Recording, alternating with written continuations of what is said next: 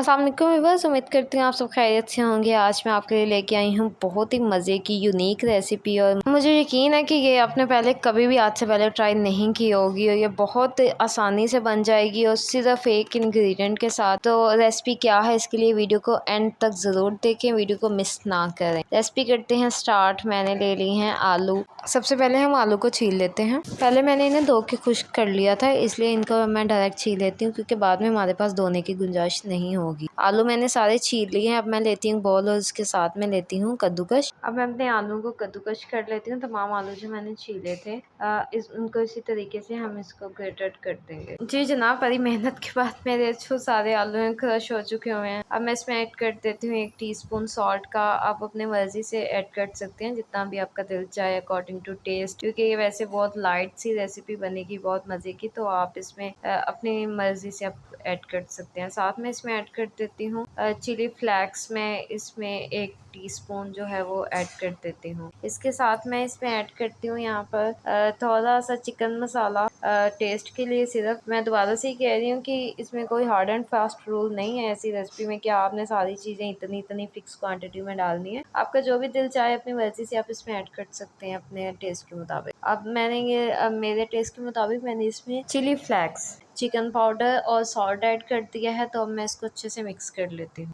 ये अच्छे से मिक्स हो चुका है। तो अब इसमें थोड़ा सा पानी भी निकल आया है जो कि आलू का और जो नमक का पानी था। तो अभी इसको पानी को सॉक कर लेते हैं। इसको अच्छे से इसका पानी सारा निकाल लेते हैं। आप इसको हाथ की मदद से निचोड़ कर भी और किसी भी तरीके से आप इसका पानी अच्छे से आप सारा पानी इसको निकाल लें। ये बिल्कुल ड्राई हो जाना चाहिए। पानी मैंने सारा इसका निचोड़ लिया, बिल्कुल ड्राई हो गया। तो अब आता है टाइम कि इसको जो है मैंने पैन चूल्हे पे रख दिया। इसमें पैन में डाल देते हैं 1 चम्मच ऑयल और इसकी फ्लेम बिल्कुल लो रखनी है। पैन को ज्यादा गर्म भी नहीं करना, सिर्फ लो फ्लेम पे आपने 1 चम्मच ऑयल डालना है और पैन को उससे ग्रीस कर लेना है। फ्लेम बिल्कुल लो है मेरी और मैंने पैन को अच्छे से ग्रीस भी कर लिया है। तो आप देख सकते हैं कि सारी तरफ जो है वो ऑयल लगा हुआ है, पैन ड्राई नहीं है बिल्कुल भी। अब इसमें डाल देते हैं जो हमने मिक्सचर बनाया था क्रश पोटैटोज का, उसको पैन में डाल देते हैं। आप देख सकते हैं कि बिल्कुल ड्राई है। अब इसमें पानी नहीं है, इसमें नमी नहीं, और नमी नहीं होनी चाहिए उसकी वजह से कि फिर नीचे चिपक जाएगा और हमें जो है वो अपना मतलूबा नतीजा जो है वो नहीं मिलेगा। तो ये बिल्कुल ड्राई था, इसलिए अब इसको पैन में डालकर इसका बिल्कुल इसको